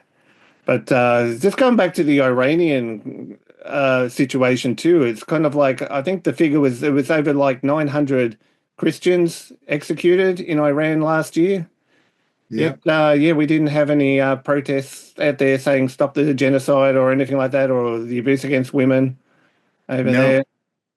Or even what happened what happened in the Congo, what happened recently in Nigeria, what happened in, back in the days, obviously what happened in Sudan, maybe about 20 years ago. None of that ever came to light, or at least was exposed. Yep. Yeah, Yeah. I'm going to go over to Jay real quick. Jay, your thoughts on the persecution? There's always been injustices in the world, and Christians have always been persecuted. But in our generation, we've seen it not just in places that they've had it, and that's terrible. At the same time, we've seen it in places that never had it. That used to be the bastion for freedom and the gospel in Christians. So go ahead. A couple of things there. So we need to look at Enoch Burke for what it really is. It's a weather vane of where we're heading in the future. If you want to protect your family, if you want to protect your assets, I don't think it's necessarily very prudent to have all of your eggs in a basket, in a banking system that is basically under the control and under the thumb of a government that, for the wrong thought, will take your money away. So use what you have learned on how they operate, how they hurt you, to make sure that you have plan B, plan C. Second of all, we can't be surprised by what's going on with Enoch Burke. Enoch Burke is a symptom of a greater global phenomenon. We've talked about anti-Semitism today. We've talked about it a lot. We talked about what it means. We're talking about what's going on with transgender, with ultra tolerance. That's all in preparation of one thing, for them to accept a ruler that's going to outlaw Christianity, outlaw true faith in the Bible. That's where we're heading. All of these are symptoms of the system that is coming. These are the building blocks that are going to build the new Tower of Babel. Now, the last part of it we need to look at is, if you are in the UK, if you are in Ireland, I want to challenge you. We in America or in the rest of the world, it would be hard for us to get any support to Enoch Burke digitally. The government would just take it. But you people in the UK, you have a member of the body that is being hurt. Do you know, if you have a P.O. box, a mailing address for him, you should send him £5. You should send him something to keep the lights on, to keep food on his table for him and his family. Send cash. Yep. Yeah. And cash. I would do it wisely too. I would do it to, say, like a family member that they're less likely to target. Yes. They who can pass it on to him. Well, these brilliant ideas. We do need to support believers throughout the world. I mean, we've certainly helped believers throughout the persecuted world that we used to call it. Well, that was China, the Middle East, was Africa. Now is the UK. Now is the Europe, Australia, New Zealand, coming to America here, of course. We do have preachers that have been arrested here in America. We talked about that, especially during the lockdown years, but especially in the UK now, with some of the major, and Scotland, of course, England, Scotland, and have suffered a lot as well. Believers who just basically gone to jail, just for praying, holding a sign. We talked about that lady last week in Poole in England. That was, I think she was eventually sentenced. I got to ask Mike exactly what the sentence was, but it is happening. Jay, to your point, absolutely 100% right. We ought to be not just love with words, but love with deeds.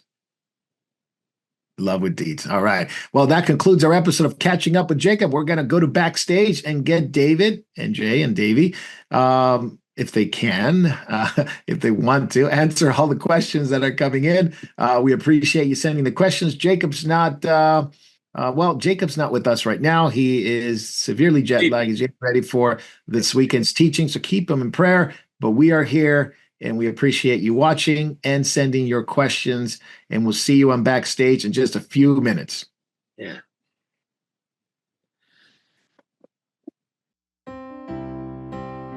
Hello, and thank you for watching Moriel TV.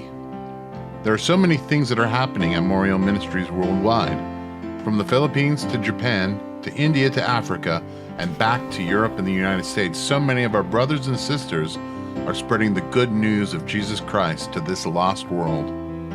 We are so thankful for your prayers. God has been faithful and has blessed us in so many ways. If you'd like to partner with our efforts abroad and at home, please take a moment to click the link in the description and help us as the Lord leads you. Thank you very much, and God bless.